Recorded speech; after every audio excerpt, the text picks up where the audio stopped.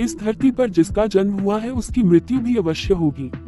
जीव जंतु, पशु पक्षी से लेकर पेड़ पौधे, नदी पहाड़ सभी का अंत निश्चित है, किंतु किसे कब किस स्थान पर मरना है इसका निर्धारण मृत्यु के देवता यमराज करते हैं। यमराज ही वो देव हैं जिन्हें जान लेने का अधिकार है।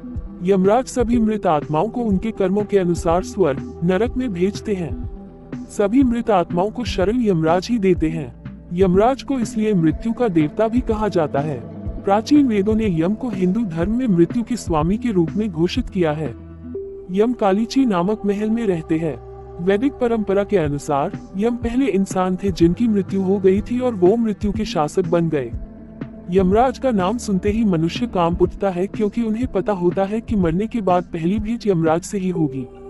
वो ही मनुष्यों के पाप पुण्य का लेखा जोखा अपने साथी चित्रगुप्त द्वारा तय कर निर्धारण करेंगे।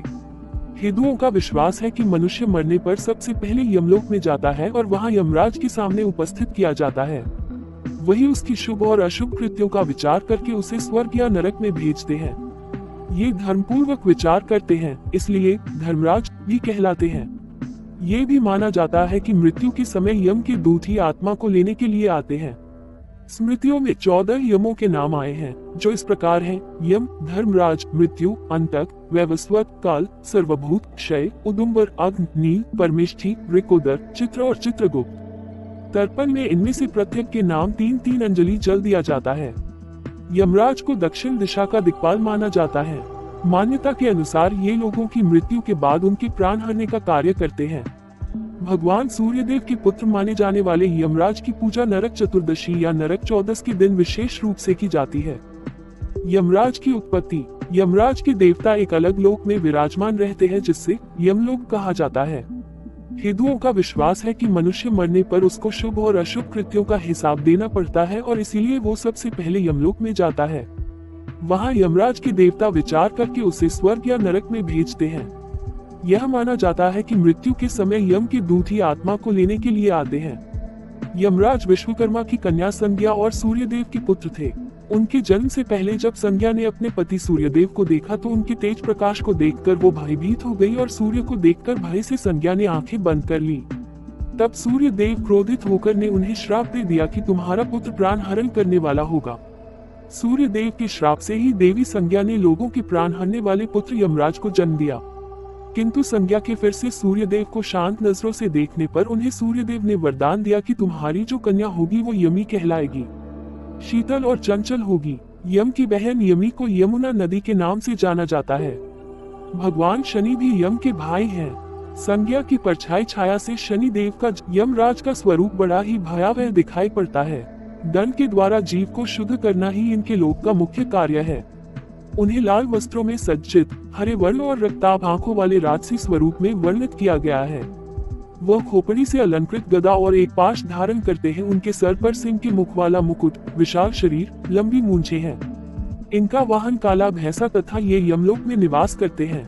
कौए और कबूतर यमराज के संदेश वाहक हैं। 4 आंखों वाले 2 कुत्ते उनके यमलोक के प्रवेश द्वार की रक्षा करते हैं।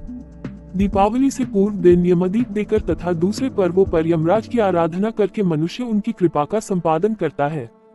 ये निर्णेता हमसे सदा शुभ कर्म की आशा करते हैं। यमदेव का यमलोक: यमदेव मनुष्य का प्राण हरण करते हैं।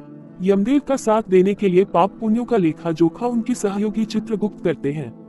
वो यमराज की मनुष्य के कर्म निर्धारण में सहायता करते हैं। चित्रगुप्त के कहे अनुसार यमराज मनुष्यों के प्राण हरण करने धरती पर आते हैं।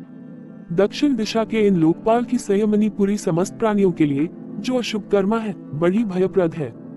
यमराज को नरक त्रिलोक का राजा माना जाता है। कहते हैं कि नरक दक्षिण की ओर पृथ्वी से नीचे जल के ऊपर स्थित है।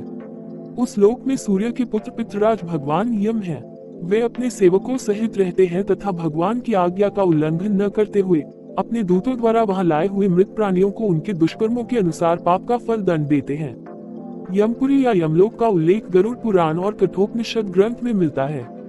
मृत्यु के 12 दिनों के बाद मानव की आत्मा यमलोक का सफर प्रारंभ कर देती है। यमलोक के इस रास्ते में वैतरणी नदी का उल्लेख मिलता है। वैतरणी नदी विष्ठा और रक्त से भरी हुई है। जिसने गाय को दान किया है वह इस वैतरणी नदी को आसानी से पार कर यमलोक पहुंच जाता है, अन्यथा इस नदी में वे डूबते रहते हैं और यमदूत उन्हें निकालकर धक्का देते रहते हैं। यमपुरी पहुंचने के बाद आत्मा पुष्पोदका नामक एक और नदी के पास पहुंच जाती है, जिसका जल स्वच्छ होता है और जिसमें कमल के फूल खिले रहते हैं। इसी नदी के किनारे छायादार बड़ का एक वृक्ष है, जहां आत्मा थोड़ी देर विश्राम करती है। यहीं पर उसे उसके पुत्रों या परिजनों द्वारा किए गए पिंडदान और तर्पण का भोजन मिलता है, जिससे उसमें पुनः शक्ति का संचार हो जाता है। पुराणों के अनुसार यमलोक 1,00,000 योजन क्षेत्र में फैला और इसके 4 मुख्य द्वार हैं। इसमें से दक्षिण के द्वार से पापियों का प्रवेश होता है। ये घोर अंधकार और भयानक सांप और सिंह से घिरा रहता है। पश्चिम का द्वार रत्नों से जड़ित है। इस द्वार से ऐसे जीवों का प्रवेश होता है जिन्होंने तीर्थों में प्राण त्यागे हो। उत्तर का द्वार भिन्न भिन्न स्वर्ण जड़ित रत्नों से सजा होता है, जहां से वही आत्मा प्रवेश करती है जिसने जीवन में माता पिता की खूब सेवा की हो और जो हमेशा सत्य बोलता रहा हो। पूर्व का द्वार हीरे, मोती, नीलम और पुखराज जैसे रत्नों से सजा होता है। इस द्वार से उस आत्मा का प्रवेश होता है जो योगी, ऋषि, सिद्ध या संबुद्ध है।